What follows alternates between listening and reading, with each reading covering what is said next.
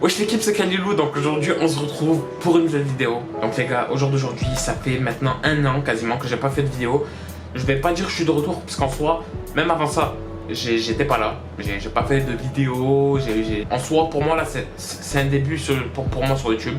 J'espère que les vidéos que je vais vous présenter par la suite vous plairont. Comme vous pouvez voir aux vidéos que je faisais avant, le setup a changé. Enfin là, vous ne le voyez pas, mais moi je le vois. Le setup a changé. Mon fond de décor aussi a changé. J'espère que ça va vous plaire. Il y a écrit Desperados dessus. Je bois pas forcément d'alcool, mais tu vois, ça fait un petit style derrière. Et puis voilà quoi. Les gars, j'ai pour l'habitude, personnellement, de regarder un style de vidéo que j'aime particulièrement beaucoup. Ça je dis pas, mais moi je le dis, tu vois. C'est comme vous avez pu voir dans le titre, un thread. Franchement, c'est une vidéo que je me suis dit, pourquoi pas essayer. Là, je sais même pas si j'arriverai à tourner cette vidéo. On va essayer de faire un petit thread. On va commencer directement. Donc les gars, je vais vous raconter deux histoires que j'ai vécues moi-même. Sachez que ces histoires-là ne sont pas inventées. C'est des histoires que j'ai vécues personnellement dans ma vie. Et puis voilà quoi. On se retrouve après l'introduction. Donc, première histoire. On se retrouve dans les années 2013-2012. J'avais 11 ans. J'étais un enfant. Il faut savoir qu'il avait très peur le soir. C'est-à-dire où s'il fallait que j'aille faire pipi la nuit, j'y allais pas parce que j'avais peur. S'il fallait que j'aille boire de l'eau, j'y allais pas parce que j'avais peur. En gros, tu as compris. J'étais une dinde. Et je pense qu'il y en a plein d'entre vous, vous étiez comme moi vers cet âge-là. Et si vous avez 12-13 ans, je pense qu'il y en a certains d'entre vous, vous voyez de quoi je parle. C'est-à-dire aller pisser la nuit. J'ai peur. Je sais pas, j'ai peur. Donc les gars, faut savoir que dans les années 2012-2013, comme je vous ai dit, j'étais actuellement en Algérie. J'étais chez ma grand-mère et c'est une maison familiale. C'est-à-dire que dans cette maison, on était beaucoup, genre on était 10, 13. Et il faut savoir aussi que dans cette maison, c'est une maison qui date des années 1900, je sais pas combien. C'est une maison vraiment qui date beaucoup. Donc les gars, il faut savoir que le début de cette histoire commence bien, parce qu'on est dans un mariage. De base, j'étais dans un mariage. Dans un mariage, il était peut-être 2h, 3h du matin. Ça se passait bien, normal. C'était une soirée comme les autres. Enfin, non, pas comme les autres, vu que c'était un mariage, mais c'était un mariage. Un mariage rebeu, comme tu peux le constater, vu que j'étais en Algérie et du coup c'était un mariage rebeu. Ça va pas être un mariage chinois. Donc les gars, une fois rentré de ce mariage, tout le monde se lave du coup. On rentre dans la maison où il y a eu le crime et tout le monde se lave, fait sa douche et tout le monde part dormir. Jusqu'à là, tu te dis, ouais, c'est une bonne soirée. Normal. Mais faut savoir que moi, genre, je suis allé, j'ai fait ma toilette, je suis allé aux toilettes, j'ai fait pipi. C'est ça le truc chaud. Parce qu'en général, quand je fais pipi, je dors. Je te réveille, c'est le matin.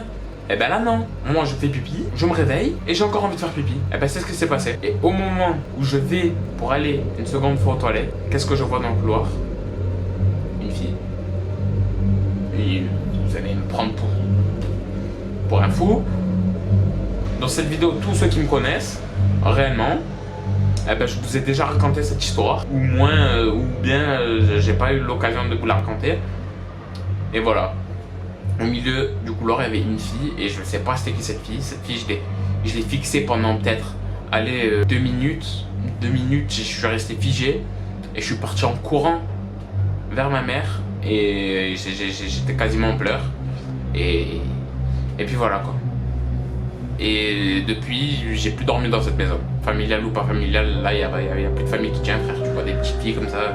Et le pire de cette histoire, c'est que le lendemain, j'ai raconté cette histoire à ma tante, celle qui habite là-bas et actuellement elle vit encore là-bas. Et je lui ai expliqué que j'avais une fille, quoi, dans le couloir. Elle était en mode accroupie, comme dans les films d'horreur. Genre, là, je sais qu'il y en a qui vont pas me croire. Mais moi, je sais ce que je dis, je sais que c'est vrai. Après, à vous de me croire ou pas. En tout cas, moi, je vous dis que c'est un peu ce que j'ai vu. Puis voilà, quoi. Comme je vous ai dit, ma tante, le lendemain, quand je lui ai raconté l'histoire, elle était pas du tout choquée. Elle m'a même... Je suis sûr que vous n'allez pas me croire. Ma tante, quand je lui ai raconté l'histoire, elle m'a dit que c'est normal et qu'elle la voyait souvent, cette femme. Et puis voilà quoi. Ma mère, elle habitait là-bas avant, elle a quasiment rien vu. Non, elle a rien vu, pas quasiment, elle a rien vu. Mes tantes, j'ai beaucoup de tantes aussi qui n'ont rien vu.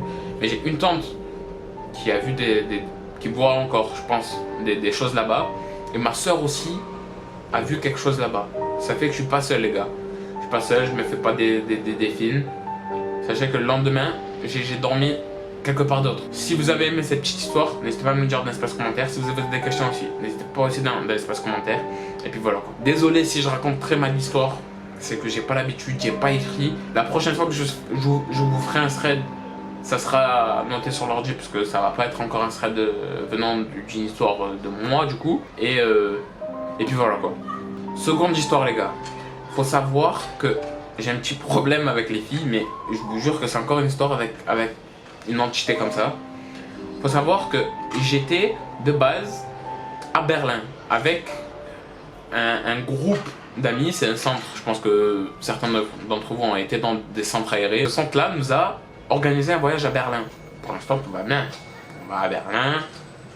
Là-bas, il se passe quoi? Rien. Et à Berlin, on est parti rencontrer des Allemands et on a fait ami-ami avec ces Allemands-là. Ces Allemands-là nous ont présenté leur ville. Franchement, c'était bien, on a passé une très bonne semaine. C'était mucho grosso. Et le truc, c'est que eux, après, ils sont venus à Avignon. C'était pas Marseille, je sais pas pourquoi on est parti à Avignon, mais on était parti à Avignon, on leur a présenté Avignon. Et du coup, on était dans un local à Avignon. Et le problème, et là, wallah, y a rien. J'invente rien, pas un mytho. De toute façon, il y avait mon collègue Nidal. Il a pas vu, mais il a vu ma réaction, il a vu que j'avais vraiment peur. Faut savoir que du coup, j'étais dans une chambre très petite. Il y avait moi, un collègue à moi du coup qui s'appelle Nidal, et un autre collègue à moi qui s'appelle Zaki. On était dans une très petite pièce. Et faut savoir que dans cette petite pièce, en général, et un soir, je sais pas comme vous et moi, genre tout le monde, la nuit vous vous réveillez pour vous tourner ou changer de position. Et ben au moment où j'ai envie de changer de position, je vois encore une fille. Genre elle était...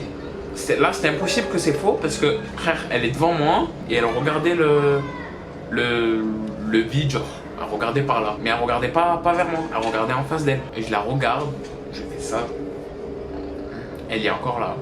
Mon cœur il commence à... commence à battre vite et arrive à un moment donné, c'est bon. Il y avait de la lumière juste à côté de moi. Bim, j'allume la lumière. Mon cœur il était en Transylvanie. Parti, j'ai réveillé mon collègue. Nidal il a fait le banc, il était avec moi. Zakedjin un peu moins parce qu'il était tard quand même. Il a continué à dormir lui. Et Nidal il a resté avec moi. Tiens bon Nidal, si tu vois la vidéo. Les gars, je vous jure, c'est l'une de mes pires expériences. Là, raconter comme ça, peut-être, désolé encore une fois, je raconte mal les histoires. Mais j'essaierai de me perfectionner au niveau de ça. J'essaierai de lire l'histoire ou d'écrire mes histoires prochainement pour mieux vous la raconter. En tout cas, j'espère que ce mini-thread vous fera plaisir, vous fera donner envie de regarder mes prochaines vidéos. Et puis voilà. Bon les gars, c'était Khalil. On se retrouve pour une prochaine vidéo dans la semaine du coup parce que je reprends les vidéos. Et voilà Khalil, ciao.